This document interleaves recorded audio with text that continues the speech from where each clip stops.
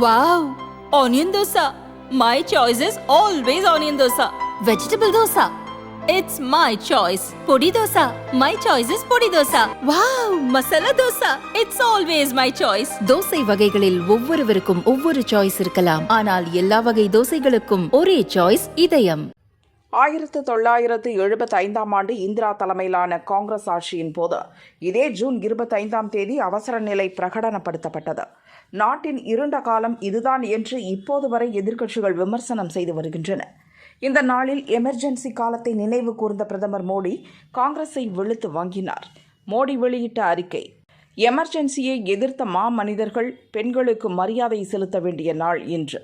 ஒவ்வொரு இந்தியனும் பெரிதும் மதிக்கும் இந்திய அரசியலமைப்பு சட்டத்தை காங்கிரஸ் எப்படி அடியோடு தகர்த்தது என்பதை நினைவூட்டும் கருப்பு நாட்கள்தான் இந்த எமர்ஜென்சி காலம். எமர்ஜென்சியை கொண்டு வந்தபோது அந்த கட்சியிடம் இருந்த மனநிலை இப்போதும் அதே கட்சியிடம் மிகவும் உயிர்ப்புடன் காணப்படுகிறது. அரசியல் அமைப்பு சட்டம் மீது அவர்களுக்கு இன்னும் வெறுப்பு இருக்கிறது. அதை எவ்வளவுதான் அவர்கள் மறைத்தாலும் அவர்களது கோமாளித்தனம் மக்களிடம் காட்டி கொடுத்து விடுகிறது. எனவேதான் அந்த கட்சியை மக்கள் மீண்டும் மீண்டும் நிராகரிக்கின்றனர். எமர்ஜென்சியை கொண்டு வந்தவர்களுக்கு அரசியலமைப்பு சட்டத்தின் மீது அன்பு, சட்டம் மீது தங்களுக்கு அன்பு உள்ளது என்று சொல்ல எந்த உரிமையும் இல்லை. பல சந்தர்ப்பங்களில் 356வது பிரிவை திணித்தார்கள். பத்திரிகை சுதந்திரத்தை அழிக்கும் மசோதாவை கொண்டு வந்தார்கள். கூட்டாட்சி முறையை அழித்தார்கள். அரசியலமைப்பின் அனைத்து அம்சங்களையும் மீறினார்கள். ஆட்சியை பிடிப்பதற்காக அப்போதைய காங்கிரஸ் அரசு ஜனநாயக கொள்கைகளை புறக்கணித்தது.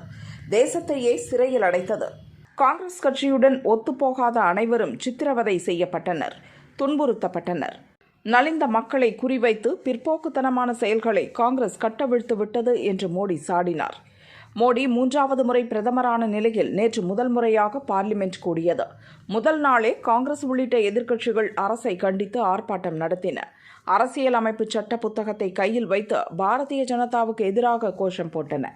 பிரதமர் மோடி பதவியேற்ற போது அரசியலமைப்பு சட்ட புத்தகத்தை கையில் தூக்கி ராகுல் உள்ளிட்ட எதிர்க்கட்சியினர் தங்கள் எதிர்ப்பை காட்டினர்.